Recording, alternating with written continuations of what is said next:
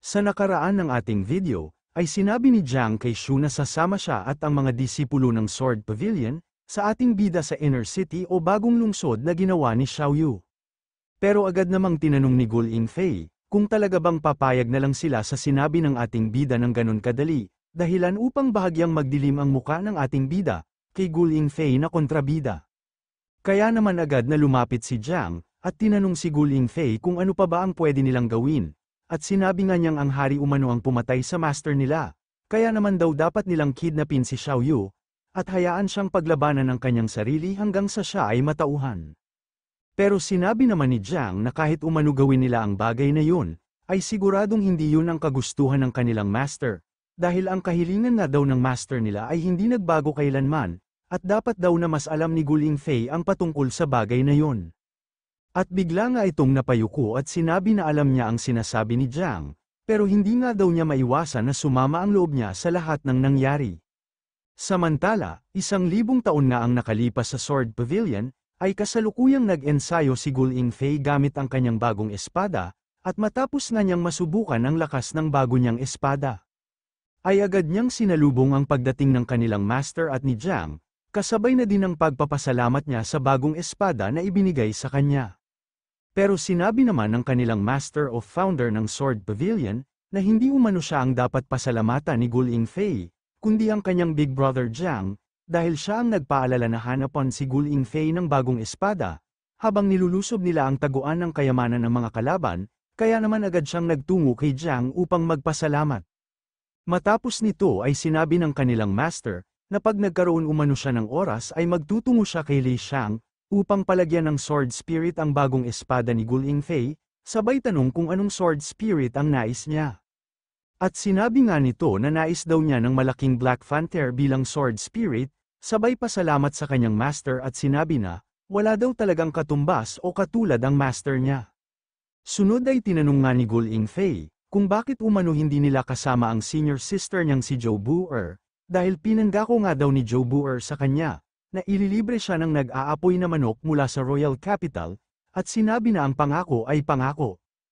Pero nanatiling ng tahimik si Jiang at ang kanyang master, kaya naman agad na nakaramdam ng kaba si Gul Yingfei, na agad-agad din ay nagtungo sa kanilang pagamutan, kung saan ay tumambad sa kanyang harapan ang mga sugatan na disipulo ng Sword Pavilion.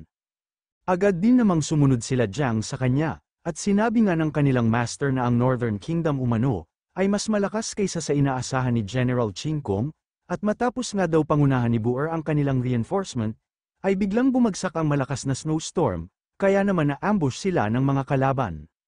Sinabi nga din ng kanilang master, na ginawa daw ni Bu'er ang lahat ng makakaya niya upang protektahan ang kanyang mga kasamahan, kaya naman talaga nagamit niya ang lahat ng kanyang lakas, dahilan upang manatili siyang tulog hanggang ngayon, pero salamat nga daw sa kanya, dahil nakaligtas ang karamihan sa mga kasamahan nila. Gayunpaman, ay nalungkot pa din ito sa nangyari o kalagayan ni Bu'er. Kaya naman sinabi niya sa master niya, na hindi daw ba at halos nasakop na ng God King ang buong universe, pero bakit hanggang ngayon ay nakikipagdigma pa din sila, at kung bakit kailangang tulungan ng Sword Pavilion ang God King, sa mga digmaan na hinaharap niya.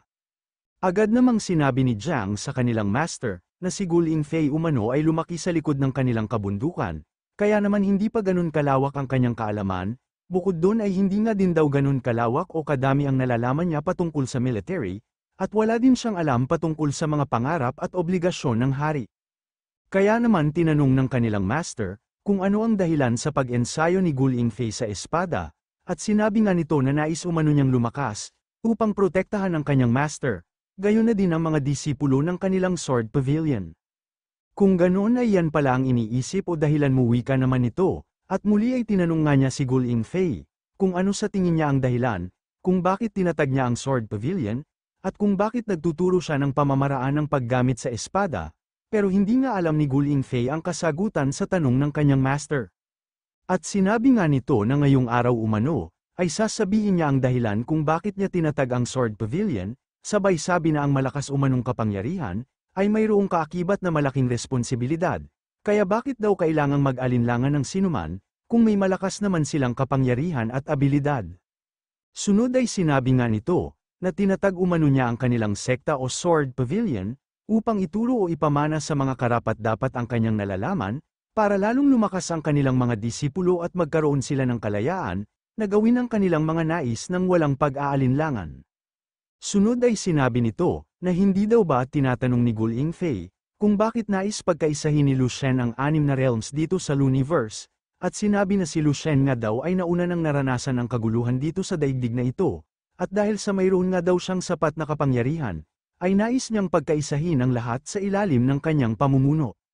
Sunod ay sinabi nga nito, na hindi daw ba tinatanong din ni Gu Yingfei, kung bakit siya at ang kanilang mga disipulo ay piniling tulungan si Lu Shen, sabay sabi na hindi niya masasabi kung ano ang dahilan ng iba, pero ang kanilang master nga daw ay naniniwala sa mga nais o pangarap ni Lu Shen. Hindi nga din daw niya alam kung kailan ito nangyari, pero ang pagtulong nga daw niya kay Lu Shen na maabot ang kanyang pangarap, ay siya na ding naging pangarap o kahilingan ng founder ng Sword Pavilion. At nung mga panahon nga daw na yun, ay nabihag lamang siya ng hindi pangkaraniwang presensya ng kanilang master, gayon na din ang marangal na karakterisidad o katangian niya, at hindi nga daw niya na-realize, kung ano-ano ang mga kayang gawin ng kanilang master, upang matupad ang kahilingan niya na tulungan si Lu Shen. Hanggang sa dumating na nga daw ang kinakatakutan nilang pangyayari, kung saan ay sinabi ng kanilang master na kahit ano pa ang sabihin nila, ay buo na ang kanyang desisyon, upang tahakin ang buhay ng mortal at muling makasama si Lu Shen, upang tulungan siyang malagpasan ang kanyang inner demon, sa panibago niyang buhay. Sinabi nga din niya na sa mundong ito umano, ay wala na siyang ibang nais, at ang tanging nais nga lang daw niya ngayon, ay muling makasama si Lu Shen, o masamahan si Lu Shen. Samantala ilang sandali pa nga ang nakalipas, ay nagtungo ang mga sundalo ng ating bida sa Sword Pavilion gamit ang mga rescue boats, at dito nga ay agad na winagayway ni Shu ang kanilang banner, habang sinasabi sa kanyang mga sundalo na kailangan umano nilang tulungan, ang mga disipulo ng Sword Pavilion upang makalipat sa ligtas na lugar sa lalong madaling panahon. At habang nagbibigay nga ng signal si Shu sa kanyang mga sundalo, ay naisip naman ng mga disipulo ng Sword Pavilion, na malinaw umanong puwersahan silang pinapapunta sa bagong lungsod, kaya napapatanong sila sa kung ano ang nangyayari, with negative points para sa ating bida. Habang itong si Jiang naman, ay sinabi na maging ang mga rescue boats umano ay nahanda na ng ating bida, kaya ngayon nga daw ay paanong masasabi ni Shu, na aksidente lamang ang lahat at hindi kasama sa plano nila, na palubugin sa tubig ang buong Sword Pavilion, pero natawa nga lang ang ating bida. Sunod ay tinanong nga nito, kung bakit daw hindi na lang siya kinausap ng ating bida, dahil kung ginagawa nga daw niya yun, ay sigurado namang pangungunahan niya ang mga disipulo ng Sword Pavilion, upang tulungan siya sa kakaharapin niyang laban, sabay tanong kung bakit kailangan pang gumawa siya ng ganitong gulo. Pero damay-lang sa kanya ang ating bida, sabay tago sa kanilang banner, kaya naman nakatanggap pa siya ng negative points mula kay Jiang. Sunod ay tinanong nga ng ating bida, kung hindi daw kaya nasaktan si Gu Yingfei sa mga sinabi ni Jiang kanina, dahil mukhang depressed nga daw si Gu Yingfei ngayon, pero sinabi lang naman ni Jiang, na malamang sa binabalikan lang niya ang mga nangyari sa nakaraan at may konting sama ng loob lamang. At ilang sandali pa nga ang nakalipas, ay nakarating na ang mga lifeboat nila Shu kung saan ay lulan nga nito si Xiaoyu. Gayon na din si Zhang at Liliang na masyado ang tuwa, habang sinasabi na matagal na din silang hindi nagkita, at nandito nga daw sila upang sunduin ang mga taga-Sword Pavilion. At itong si Gu Yingfei nga, ay biglang sinabi na kung ano ang master ay ganun din daw talaga ang aso, sabay sabi din na akala daw niya dati ay sila Ming Yuyu lang ang siraulo, pero hindi at lahat daw pala yata ng tauhan ng hari ay siraulo. Pero sinabi naman ni Shu, na bakit daw hindi na lang niya kumpirmahin kung siraulo nga si Ming Yuyu, matapos siyang magising, at masyado nga ang gulat nito sa sinabi ng ating bida, kung saan ay agad din siyang tumayo at tinanong, kung talagang buhay pa din ba si Ming Yuyu hanggang ngayon. At sinabi nga ni Zhang na syempre naman umano, dahil ilang araw pa nga lang daw ang nakalipas mula nang iligtas ng kanyang hari si Ming, at ngayon ay kasalukuyan siyang nagpapagaling sa inner city, pero hindi nga daw nila alam kung kailan siya gigising. Habang si Jiang naman, ay agad na tinanong kung mula kay Yu Fuyao niya daw ba niligtas si Ming Yuyu, kaya naman tinanong din ng ating bida, kung paano umano nalaman ni Jiang ang patungkol sa bagay na yun. At sinabi nga ni Jiang, na matagal na umano niyang iniimbestigahan si Yu Fuyao, pero magmula nga daw nang bumalik siya mula sa ancestral land, ay wala pa din siyang nakikita na kadudadadang bagay o gawain ni Fuyao. At sinabi nga ni Shu na kung hindi lang daw dahil sa perlas na iniwan ng dating hari, ay malamang sa hindi din niya malalaman na si Fuyao ang nasa likod ng pagkawala ni Mingyu, at malamang nga din daw na inisip na lang din niyang patay na si Mingyu. Pero tinanong lang naman ni Jiang, kung ang perlas daw bang sinasabi ng ating bida, ay ang perlas na nagmula sa Liu family sa Earth, at masyado nga ang gulat ni Shu, na agad ding tinanong kung pati ba ang patungkol sa bagay na yun ay talagang alam din niya. At sinabi nga nito na isang araw umano nung bumisita siya sa Liu family kasama si Yukio, ay nakita niya ang perlas na sinasabi ng ating bida, kung saan ay tila pamilyar nga daw sa kanya ang perlas na yun. At nung mga panahon nga daw na yun, ay nag-aalala ang young master ng Liu family sa kung ano ang ipapalit niya sa ating bida, kaya naman ang tanungin siya kung anong kayamanan ang maaari niyang ipalit sa mga blessed stones ni Shu, ay nagpahiwatig lamang daw siya patungkol sa perlas. At naisip nga ni Shu na hindi na umano siya magtataka ngayon, kung bakit inilabas ng Liu family ang perlas, at ito nga daw ay dahil kay Jiang, sabay tanong sa kanyang sarili kung paano ito naging pamilyar kay Jiang, at kung ang perlas din daw kayang yun ang ginamit niya, upang makapunta siya as ancestral land o earth. Hanggang sa bigla nga silang sinigawan ni Gul Yingfei, at tinanong kung ano pa ang hinihintay nila, at kung sasama pa daw ba sila sa inner city o hindi na. At dahil sa tila close na nga ang dalawa, ay biglang nagtaka ang ating bida na hindi umano sila pinapansin kanina, pero ngayon ay tila bumalik na daw ang pagiging master at disipulo nila tulad ng sa nakaraan. Sunod ay tinanong nga niya si Jiang, kung ituturing pa din daw ba nilang master si Xiaoyu, at sinabi nga nito na kahit umano weirdo ito, at kahit na naging isang dalagita ang master nila, ay mananatili pa din naman daw siyang master nila Jiang, at kahit pa na-reincarnate siya o kahit pa hindi na sila maalala nito, ay wala pa ding magbabago. Sinabi nga din ni Jiang, na sa tingin umano niya ay ganun din ang nararamdaman ni Gul Yingfei, sabay sabi na malamang sa pwedeng mawasak o maputol ang ugnayan sa lahat, pero hindi ang pagpapasalamat at pinagsamahan nila ng kanyang master. Samantala sa sunod nga na eksena sa inner city, ay sinabi ni Gul Yingfei na maluwang daw pala ang inner city na ito, at mukhang kasya nga daw sa lugar na ito, ang 30 hanggang 40,000 na sundalo. Sabay sabi na kung hindi umano siya nagkakamali, ay hindi maliit na puwersa tulad ng Sword Pavilion ang hinihintay ng ating bida, sabay tanong kung saan pa magmumula ang ibang hukbo na kanyang hinihintay, kung mula daw ba sa South State o West State. Pero sinabi naman ni Shu, na alinman sa dalawang puwersa ay hindi niya papayagang makapasok ng inner city, kaya naman agad na tinanong ni Gul Yingfei kung wala daw ba siyang tiwala sa kanila. Sinabi nga din niya, na kahit bago pa lamang daw si Sun Zaiwen na Celestial Emperor, ay tinitipon na nito ang kanyang hukbo upang suportahan ang ating bida, habang si Wen Zaipi naman daw, ay ang kauna-unahang naghanda ng kanyang hukbo, upang tulungan din si Shu.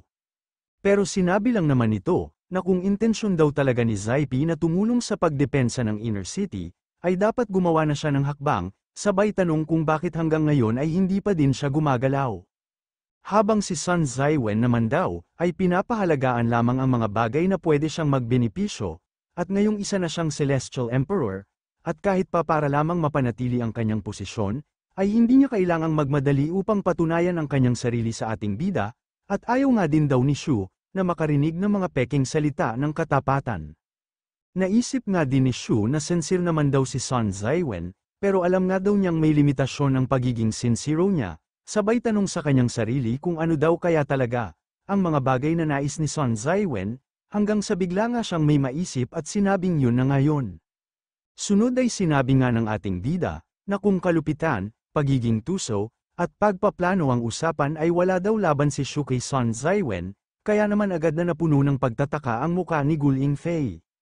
Samantala sa West State naman, ay patuloy nga sa paghahanda ng kanyang hukbo si Sun Zaiwen, pero laman na din siya ng usap-usapan ng mga sundalo ng West State, lalo na ang mga tapat o mas gusto pa din ng dating Celestial Emperor na si Duanmo. At dito nga ay napapatanong din ng isang sundalo, kung paano umanong naging Celestial Emperor, ang isang tao na nagmula lamang sa isang mayamang pamilya sa Royal Capital, sabay sabi na malamang sa tamang puwersa lang ang kanilang nakampihan. Habang ang isa naman, ay sinabi na kung sana lang daw ay nagpakita siya ng katapatan kay Lu Shu, ay malamang sa siya daw ang naging Celestial Emperor ng West State, at hindi si Sun Zaiwen. Pero bigla ngang may umatake at bumutas sa ulo ng dalawang tsismoso, at ang pag-atake nga na yun ay nagmula sa isang silawit sa barko, At ang silawit nga na yun ay mula kay Sun Zaiwen, na sinabing tama na umano ang pagsasayang ng oras at agad na silang sumakay sa barko. At dito nga ay naisip ni Sun Zaiwen, na tulad umano ng kanyang inaasahan, na hanggang ngayon ay madami pa ding hindi sumusunod sa kanila, at hindi matanggap na siya na ang Celestial Emperor ng West State, at dahil nga din dito, ay hindi umano niya kailangang magpakita ng awa sa kanila. Sunod ay naisip nga din ito, na ang pagpapadala umano niya ng mga talo ng sundalo ng West State sa Royal Capital, ay magpapakita ng katapatan niya sa ating bida, at dahil nga daw dito ay tataas din ang chance niyang mabawi ang kanyang anak. Pero bukod nga daw doon, ay makakatulong din ito upang maubos ang mga dating sundalo ng West State, at pag namatay na nga daw ang mga sundalo ng dating Celestial Emperor, ay wala nang ibang makakalaban pa sa pamilya niya dito sa West State, at tila nga daw ito pagpatay ng 2 ibon gamit ang isang bato. Samantala sa campsite naman ng South State, ay maririnig natin ang isang malakas na pagtawa, at ang pagtawang ang ito ay nagmumula kay Wen Zaipi, ang Celestial Emperor ng South State. At masyado nga ang tuwa nito sa ating bida, at tulad nga daw ng kanyang inaasahan, na matapos siyang makabalik ng Royal Capital ay madami na siyang nagawa, na hindi kayang gawin ng iba. At ang kanyang ngang tinatawanan, ay ang pinagmamalaki umanong pamamalakad ni Gu Lingfei sa kanilang Sword Pavilion, pero dahil nga daw sa ginawa ni Shu, ay nawala ang lahat ng kanyang pinagmamalaki at nalubog sa tubig. Sunod ay nagtungo nga sa kanya ang isa niyang tauhan, kung saan ay tinatanong nito kung hindi pa ba sila dapat na magtungo ng Royal Capital, dahil pag nagpatuloy nga daw sila sa pagsasayang ng oras dito, ay maaari silang mawalan ng pwesto sa inner city, pag nag-umpisa na ang tunay na labanan. Pero sinabi lang naman ni Wen Zaipi, na hindi pa daw talaga sapat ang kaalaman nila upang maunawaan ang kanyang hari, sabay sabi na hindi umano madadala ang ating bida sa mga salita ng katapatan, lalo na ngayon na muli siyang na-reincarnate, at may mga tao ng pinapahalagahan. Sinabi nga din ito, na kaysa umano magtungo sila ng inner city at bulahin ang ating bida, ay mas mainam kung alamin na lang nila ang mga plano o paggalaw ng kalaban, at tulungan ang kanilang hari na linisin ang daan niya patungo sa tagumpay, upang mas maging mabisa ang kanilang surprise attack. Bukod doon ay sinabi nga din ni Zaipi, na talaga umanong pinagtuunan ng pansin nila Shu ang paggawa sa inner city, gayon na din ang moat sa palibot nito, at malamang nga daw na planong gamitin ni Shu ang mga yon, upang sirain o wasakin ang moral ng mga kalaban. Sinabi nga din ni Zaipi na para umano ma-counter ng kanilang kalaban ang mga paghahanda ni Shu, ay siguradong gagawa ng paraan ng kalaban nila, upang mawala ang lahat ng tubig sa Royal Capital, at ang posibleng maging direksyon nga daw ng tubig, ay ang mga pinakamabababang parte ng Luniverse, at ito nga ay ang North at South State. Sunod ay nilabas at binigay nga niya ang isang mapa sa kanyang tauhan, at sinabi na sa mapang ito umano ay nakalagay ang detalyadong lupain ng South State, kung saan ay makikita din niya ang mga kabundukan at daanan o lagusan ng tubig sa kanilang nasasakupan. Sabay sabi na kailangan umanong markahan ng kanyang tauhan, ang bawat lokasyon sa mapang ito na maaaring maging kainaan, o maging target ng kanilang kalaban, upang maging daanan ng tubig at palubugin sa pagbaha ang South State. Sunod ay sinabi nga nito, na maging siya umano na kanilang Celestial Emperor, ay magtutungo sa kabundukan upang mag-scout, at para na din makapag-ayos ng depensa para sa kanilang hari, sabay sabi na lahat sila ay kailangang manatili dito sa South State, o dito sa kanilang pansamantalang campsite, upang ipagpatuloy ang pag-ensayo at lalong palakasin ang kanilang puwersa.